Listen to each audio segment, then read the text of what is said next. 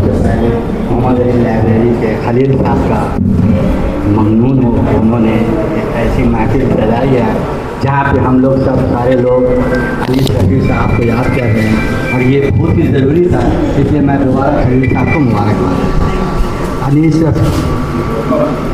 अनीस रफ़ी साहब से मेरी मुलाकात अलकमा सिबली अंकल के यहाँ अक्सर हुआ करती थी।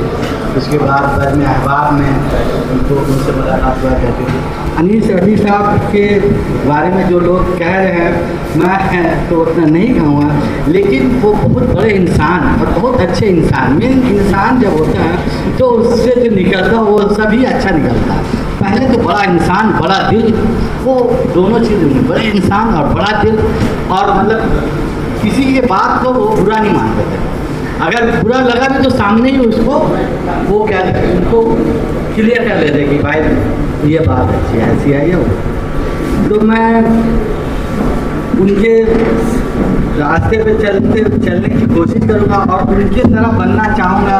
उनका सोचने का, चलने का, बात करने का जो अंदाज़ वो मुझे बहुत पसंद, और बहुत तरीके से बात करते थे कि हम अगर उनसे थोड़ा सा भी अगर सीख ले तो समझेंगे कि हमने उनका हक अदा किया। और मैं और इससे ज़्यादा बात नहीं कर सकता।